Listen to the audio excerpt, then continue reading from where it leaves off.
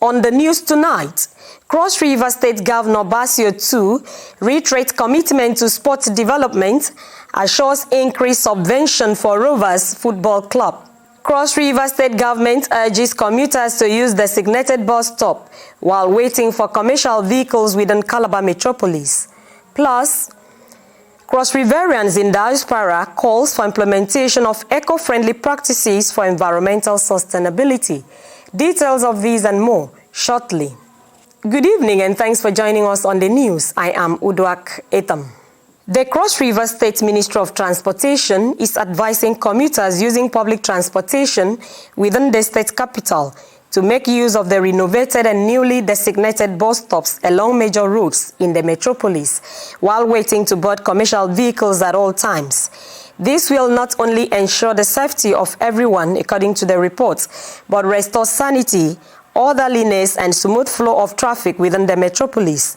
The state government, in an effort to maintain orderliness in its internal roads, has embarked on the repairs of roads within and outside the state capital, restored traffic lights, as well as renovated and built new bus stops at designated points. Commuters are to reciprocate this gesture through proper utilization of this bus stop. The statement signed by the Director Administration for Commissioner Ministry of Transportation says that the commercial drivers has already been directed to cease from indiscriminate stop and pick. Henceforth, they should pick up passengers only on designated bus stops. The Cross River State House of Assembly Committee on Judiciary, Public Service Matters, Public Petition and Conflict Resolutions has presented a report on alleged misconduct by the Civil Service Commission during plenary. According to the report, the House recommended the dissolution of the appointment of the chairman and members of the Civil Service Commission and has asked the State Governor Basio II to appoint only qualified people with the requisite knowledge and experience in public and civil service into the commission. It would be recalled that on Wednesday, 13th March 2024, the Cross River State House of Assembly received a letter from the State Governor Basio II seeking power to remove the chairman and members of the Civil Service Commission following alleged misconduct leveled against the commission.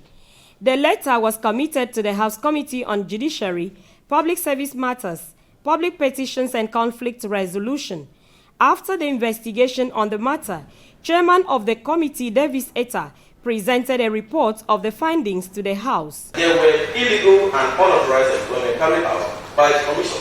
According to him, the Commission chairman's signature was forged serially by one Mrs. Ekbenyo in the staff of the Commission, who, through her fraudulent activity, issued out 93 fake appointment letters to unsuspecting members of the public for pecuniary gains. Aboard Dr. Innocent Ete, Head of Service Constable State System, told the committee that since his assumption of office, he was inundated with petitions on infractions by the Civil Service Commission. As observed by him, the infractions were more copious in the promotion of staff of some MDAs than in the employment exercise. He particularly mentioned a case of an IRS staff who was employed on grade level 9 in 2017, and 5 years later, he was promoted to the rank of a deputy director on grade level 15. Other lawmakers commended the committee for the report, while expressing disappointment over the conduct of the Civil Service Commission. Speaker, Cross River State House of Assembly, Elvet Ayambem, expressed satisfaction with the report and stressed that all Cross Riverians have the right to be treated fairly and in accordance with the law. We are all privy to this document, and from what he has presented here to us, it shows clearly that the Commission chairman was acting based on primordial sentiment and some level of nepotism. And we will not allow that in Cross River State because all of us are first Cross Riverians, and no Cross Riverian is more Cross Riverian than the other. So everybody should be treated with equity, just and fairness. And so the Cross River State House of Assembly, the 10th Assembly that is the people assembly, will go in support of this document. It was also recommended by the House that the state government should consider Commissioners 1 and 3, Martin Usibe and Ita Onoyom, for reappointment into the commission. In Calabar, Uduak Etam, NTA News. In view of pressing global issues on climate change, greenhouse gases emissions, plastic pollution and other biodiversity threats, Cross Riverians in diaspora are calling for collective efforts for implementation of eco-friendly practices and sustainability initiatives by individuals, corporate bodies and governments as part of its activities to commemorate 2024 World Earth Day celebration. Oba Hyacinth reports that this is a call of action to stakeholders on the conservation of the planet that is threatened by human-induced unfriendly environmental practices. Worried by the alarming degradation of the ecosystem and the need for all to work towards reclamation of sustainable environment, Cross Riverians in diaspora, in partnership with School of Health Technology, Calabar, is in the front burner in promoting green practices, environmental stewardship and sustainable development initiatives. A very worthwhile venture, beautiful. We are trying to teach our younger generation the process of doing it by example. We cannot just stand in the classroom or anywhere and say it without putting it into practice. So we have to lead by example. We have agreed that this issue of sustaining our environment, our climate, our globe is by example. We have to start from me and you. Plastic is one of the most difficult wastes to manage. And in our climate now, we have added styrofoams. We want to live an easy life. We don't want to bother ourselves. Like you said, we take sachet water instead of going to our earthen pot those days to drink. We don't go there anymore. So our lifestyle is actually affecting our planet. All the things you have been doing has one way or the other affecting the environment. It has a way of affecting the environment. For example, you have a car. That your car you are driving, you are affecting the environment negatively compared to the person who is riding a bicycle. So there are certain things we need to do to celebrate the earth that God gave to us.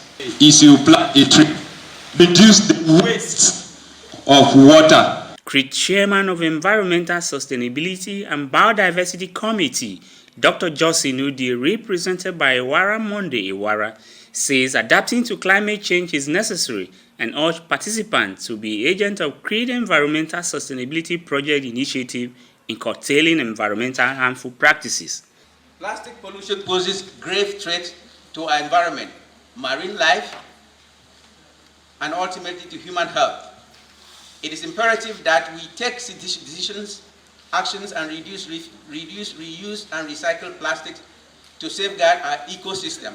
Let us begin to pledge to work together to innovate and to implement sustainable solutions to tackle this pressing state of situations, not only in our state, nationally, but around the globe. Some participants lauded the initiatives. The whole of this celebration, the whole of this exercise is actually worthy of note because it's the best way to go.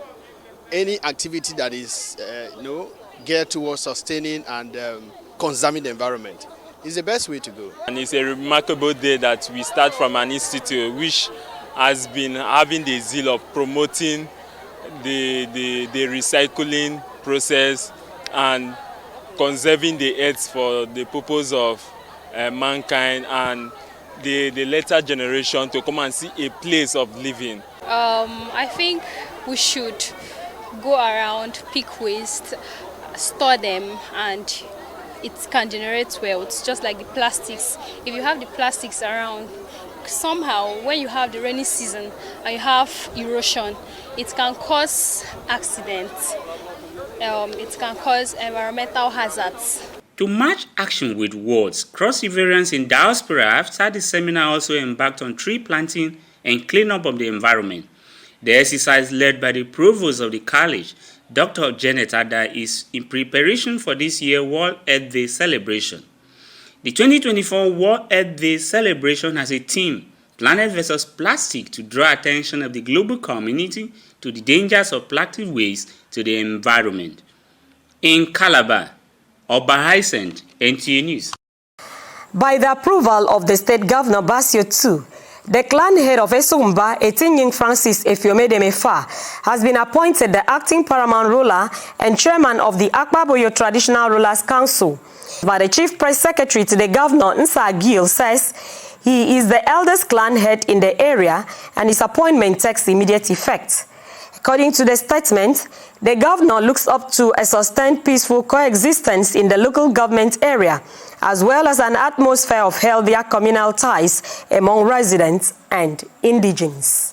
In line with his administration's commitment to sports development, Governor Basio II has assured to increase subvention of Rover Football Club from 5 to 10 million, while pledging to prioritize welfare of the players.